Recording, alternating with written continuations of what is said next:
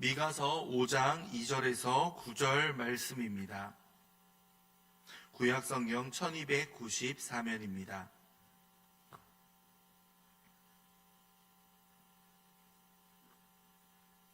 미가서 5장 2절에서 9절 말씀입니다.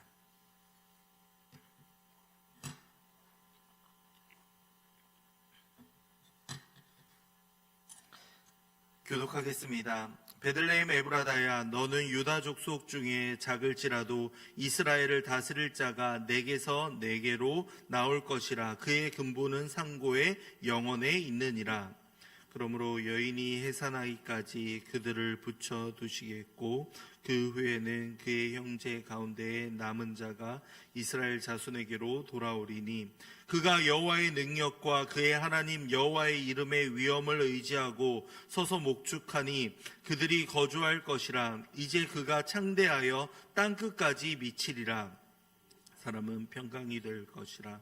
아수르 사람이 우리 땅에 들어와서 우리 궁들을 밟을 때에는 우리가 7 목자와 8 군왕을 일으켜 그를 치리니 그들이 칼로 아수르 땅을 황폐하게 하며 니므롯 땅 어귀를 황폐하게 하리라. 아수르 사람이 우리 땅에 들어와서 우리 지경을 밟을 때에는 그가 우리를 그에게서 건져내리라.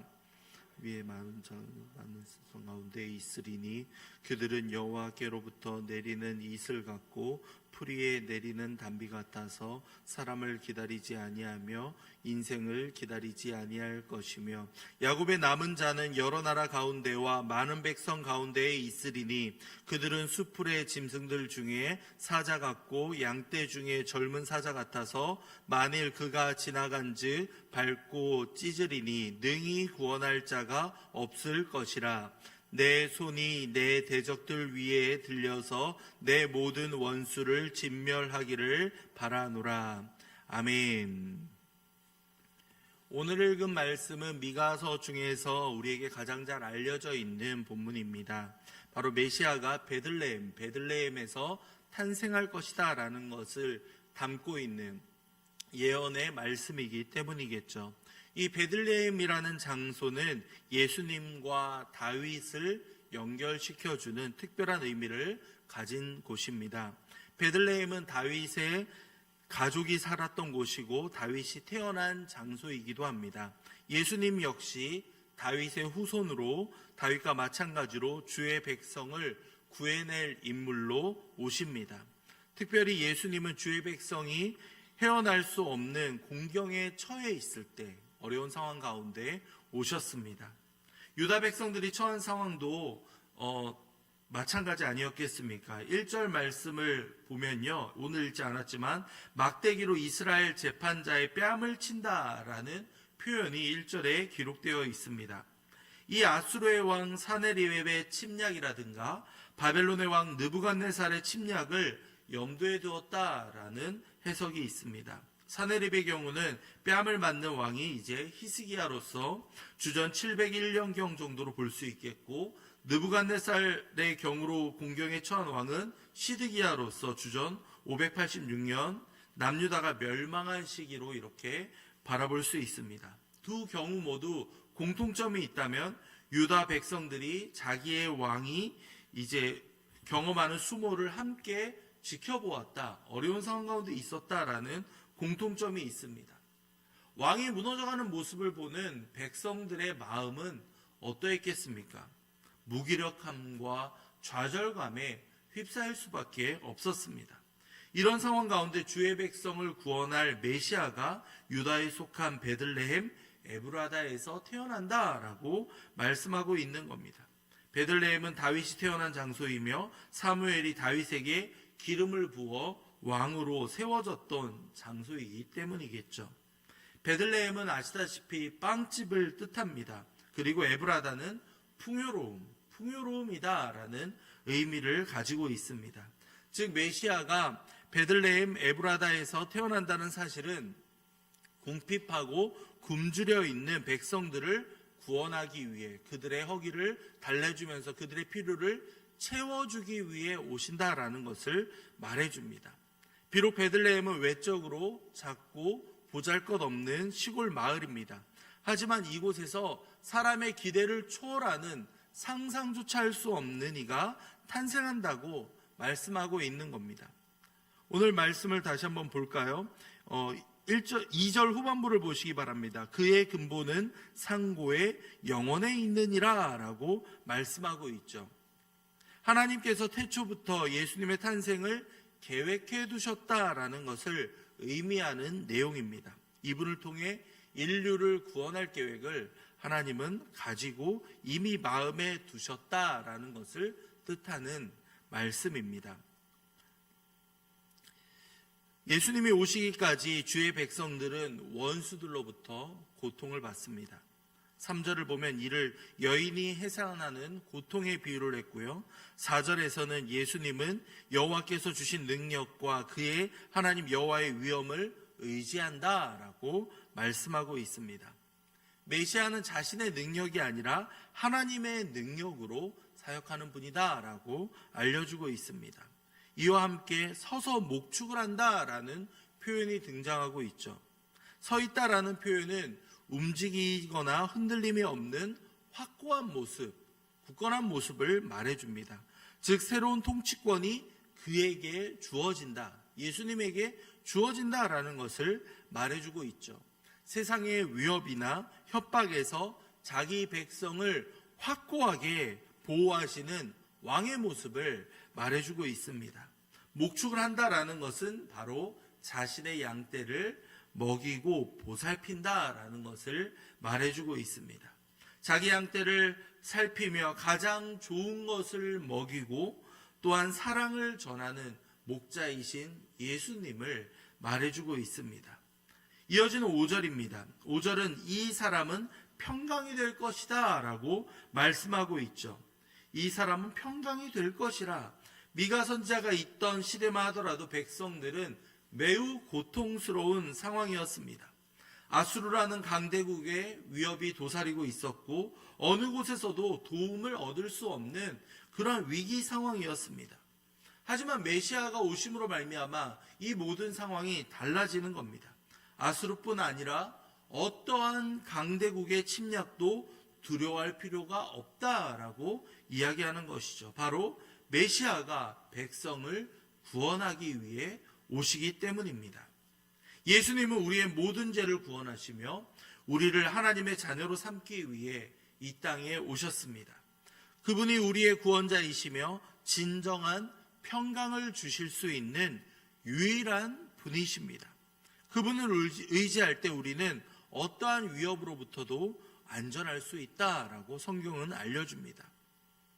5장 전반부에서는 예수님에 대한 예언이 나타났다면 이 메시아에 대한 약속이 훗날 아수르와 바벨론 등의 강대국으로 인해 고통받을 백성들에게는 희망을 안겨주는 내용이다라고 볼 수 있겠죠. 예수님은 베들레헴의 작은 마을에서 태어났지만 하지만 창세전부터 그분을 계획하셨고 여호와의 능력과 이름의 위엄도 다 가지고 계신 그 예수님을 통해 진정한 평강을 누릴 수 있다라고 말씀하고 있는 겁니다. 이어지는 7절부터 9절까지의 말씀을 보면 야곱의 남은 자들에 관한 이야기를 담고 있습니다. 이들은 하나님께서 특별한 목적을 위해 보존해 두신 하나님의 백성들을 의미합니다. 오늘날로 말하자면 경쟁적이고 정말 치열한 세상 속에서 끝까지 타락하지 않고 믿음을 지키는 자들을 가리킵니다. 이들을 향해 여호와께로부터 내리는 이슬 같고 풀 위에 내리는 단비와 같다라고 표현합니다. 이슬과 단비는 바로 하나님께서 세상에 주시는 은혜를 의미합니다. 하늘에서 주시는 비가 없다면 가뭄으로 이어지고 모두 멸망할 수밖에 없겠죠. 그렇게 매일 아침에 내려있는 이슬은 식물을 마르지 않게 만들고 가뭄에 내리는 단비를 통해 황폐한 토지가 바뀌어집니다. 끝까지 믿음을 지키는 사람들에게 임하는 은혜가 바로 이와 같다라고 이야기합니다. 이슬과 같이 단비와 같이 하나님의 은혜가 임한다라는 겁니다. 우리 기독교는 은혜의 종교입니다. 내가 하나님 앞에서 무엇을 이루어서 어떤 공로를 세워서 되었다라는 그러한 논리가 아닌 겁니다. 모든 것을 하나님께서 거저 주셨고 거저 우리는 받았을 뿐입니다. 하늘에서 내리는 비에 우리의 수고나 노력이 어찌 담겨 있겠습니까? 그렇게 은혜를 받은 자는 그 자신이 자격이 하나도 없었고 거저 받았다라는 것을 인정해야만 합니다. 우리가 구원받은 것, 우리가 살아가는 것, 우리가 오늘 여기에 이렇게 나와 주님 앞에 기도하며 나아갈 수 있는 모든 것은 하나님의 전적인 은혜입니다. 이 하나님의 은혜, 그리고 또한 예수 그리스도의 십자가의 은혜와 성령님께서 감화시켜 주시는 놀라운 은혜, 이러한 것들을 통해서 우리는 감사할 수밖에 없는 겁니다. 하나님 아버지께서는 자신을 믿고 따르는 이들에게 끝없는 은혜를 공급해 주십니다. 이 은혜를 날마다 깨달으며 그 풍성함을 누릴 수 있는 저와 여러분이 되기를 간절히 소망합니다. 하나님께서는 믿음을 지킨 자들에게 은혜를 베푸실 뿐 아니라 젊은 사자와 같이 변화를 시켜주신다라고 말씀합니다.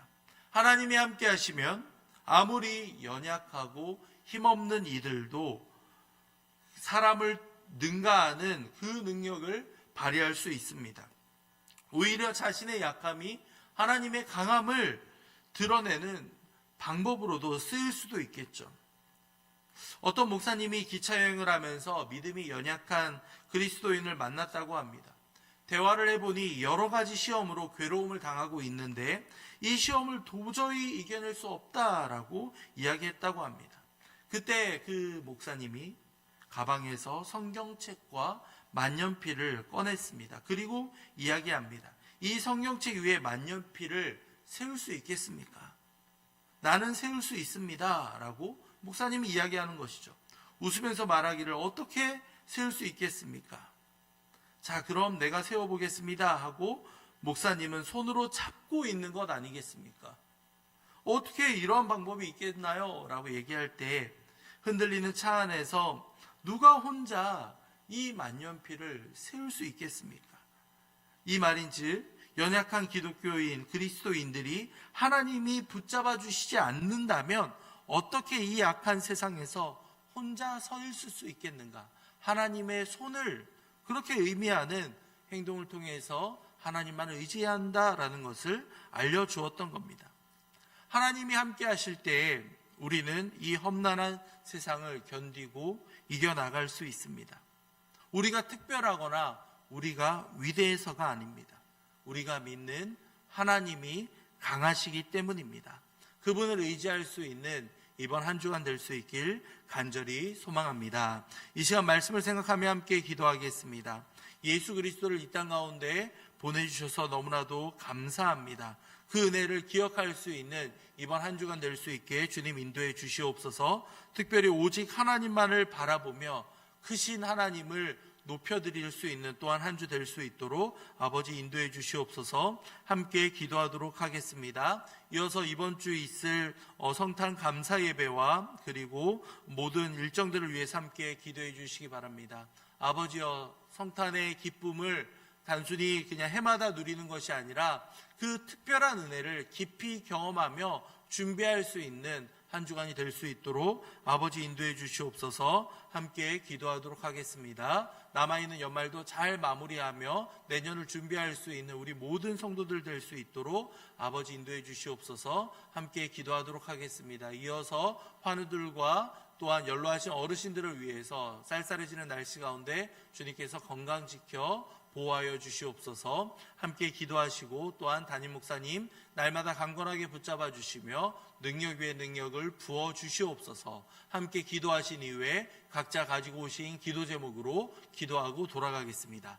기도하겠습니다. 사랑과 자비가